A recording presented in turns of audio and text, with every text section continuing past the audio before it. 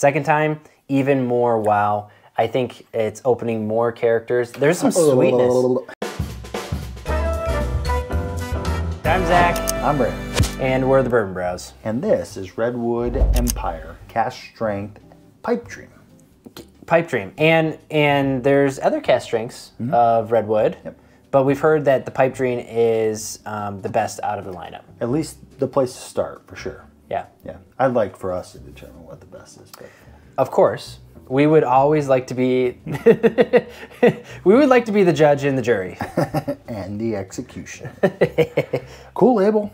Cool label. The guy doesn't have a head. He's got feathers, or I don't know what that is exactly. But. Yeah, so Redwood is obviously I don't know if it's obvious to everybody, but it's a California distillery.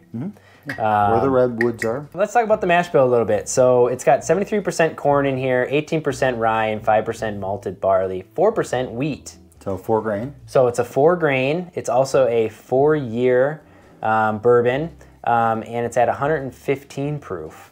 How much should we buy this for? $70, $69.99. I couldn't put my nose on it before because I didn't know what the mash bill was, but it does kind of have that like malty musk to it. Yeah. On the nose.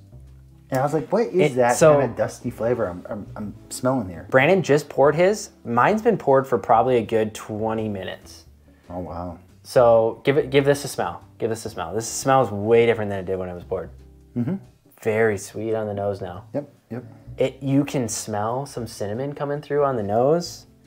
It smells like a redwood tree. That does taste like cinnamon. Yeah, no, it's got a really nice sweetness on the nose, but the taste is just a punch, like not a punch of cinnamon in like hey, I did the cinnamon challenge, and now I'm choking on it. That would be a punch. Yeah, that would be a punch. Like Tyson punch. That would be, yes, in the throat.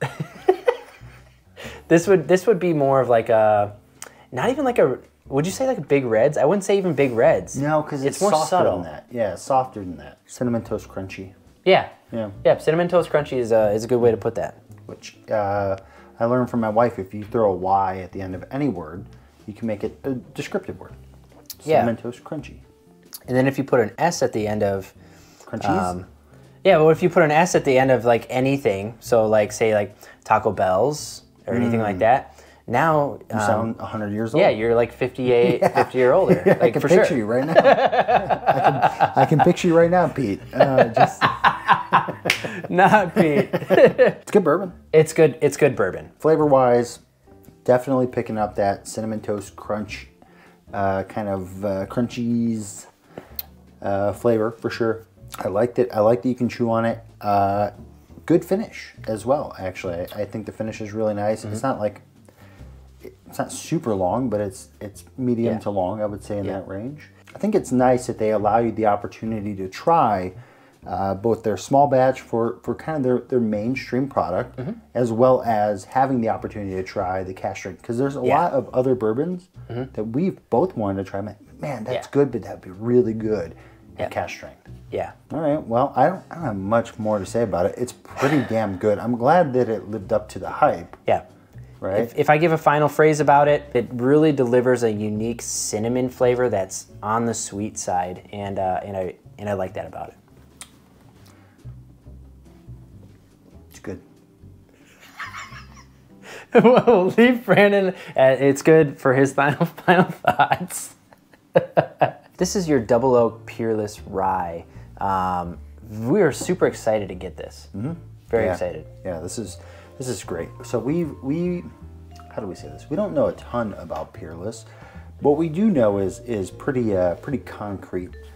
We've never had a bad Peerless whiskey. When you look at the playing field of distillers and you look at kind of the strata they play in, and you're like, okay, well, they produce, one bottle at each level. Sure. I think Peerless pretty much only produces top shelfers. Yeah. I think they're producing bourbon for those that really like bourbon. It's bourbon for bourbon people. Did I just pour syrup in your glass? It's thick, man. It looks like syrup for real though. This is, boy, oh boy, that looks sticky. This has got to be one of the darkest bourbons that I've had ever. It's like wood stain dark. Heavy on the nose. Yeah, that's thick, man. Heavy on that's the nose. thick. Oaky? Oaky. Yeah. Screams it. Yep. And I think it even screams it in the color. You know you're going to get some char in there. Yeah. This is now the second time I've tasted this, and it just opens, it just every time, like the first time it was wow. Second time, even more wow. I think it's opening more characters. There's some sweetness. There's some real good sweetness in there I didn't catch on the first time. It is sweet. It's pleasantly sweet. But that sweetness is like, it's not the main event, right? But it's like, okay, but I'm glad you're here. Right. It's like, I didn't show up for that. It's not the main event, but it's a nice warm-up act. This is as full of a mouthfeel as maybe I've ever experienced. Can I say one thing that maybe I would like a little bit more of? It's not hugging me real hard. It's not hanging on. It's not gripping me from the inside. What's the proof on this bad boy? 109.5. 109.5. So maybe bump it up to 112. Yeah, 112, 115 might be the ticket. I'm not, I don't know. The rye spice is super prevalent throughout, front to back. Like it's got pepper front, and it's got like a. I see what you're saying. Like not cinnamony, but like it's not nutmeg. I don't know if I'm gonna find it, but it's got a nice spice on the back end.